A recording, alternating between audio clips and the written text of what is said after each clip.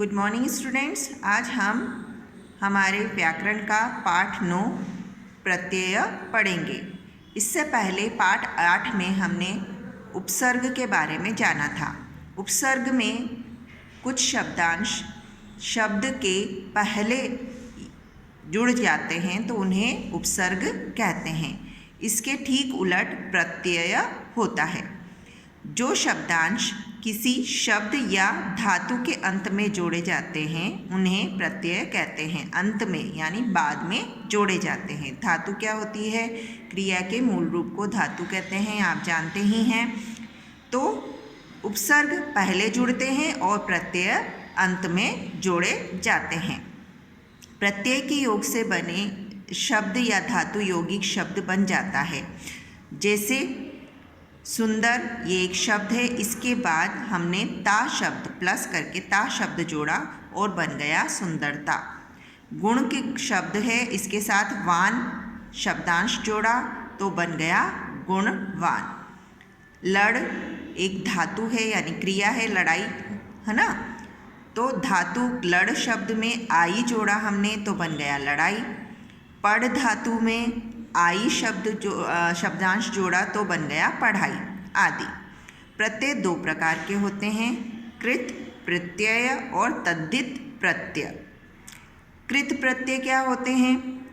जो प्रत्यय क्रिया की धातु के साथ जुड़ते हैं उन्हें कृत प्रत्यय कहते हैं। जैसे हमने यहाँ देखा, लड़ धातु है, इसके आगे आई प्रत्यय जोड़ा हमने और लड़ाई शब्द बन गया। तो ये कौन से कहलाएंगे? क्रिया से बनने वाले, तो कृत प्रत्यय कहलाते हैं ये।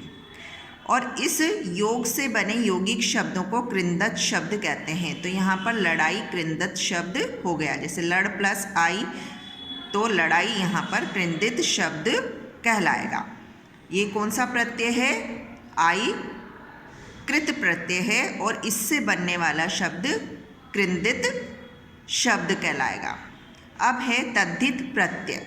जो शब्द क्रिया के भिन्न अन्य शब्दों से के अंत में जुड़ते हैं उन्हें तद्धित प्रत्यय कहते हैं। यानी क्रिया से न जुड़ के बल्कि दूसरे शब्दों से के साथ वो जुड़ते हैं। जैसे यहाँ पर ऊपर हमने देखा सुंदर प्लस ता सुंदरता, तो ये कौन सा प्रत्यय है? तद्धित प्रत्यय। इस योग से बने यौगिक शब्दों को तद्धितांत शब्द कहते हैं। जैसे सुंदर प्लस ता सुंदरता, तो ता जो है ये तद्धित प्रत्यय कहलाएगा और सुंदरता जो इसका शब्द बन गया है तो यह तद्धितांत शब्द कहलाता है। अब नीचे कुछ प्रत्यय और उनसे बनने वाले शब्द दिए गए हैं, इन्हें पढ़िए और याद कीजिए। प्रत्यय, यहाँ प्रत्यय के जो नीचे लिखे हुए हैं कुछ अलग अलग तरह के प्रत्यय बताए गए हैं और उनसे बनने वाले शब्द। जैसे अना से घटना, रचना, सूचना, कल्पना।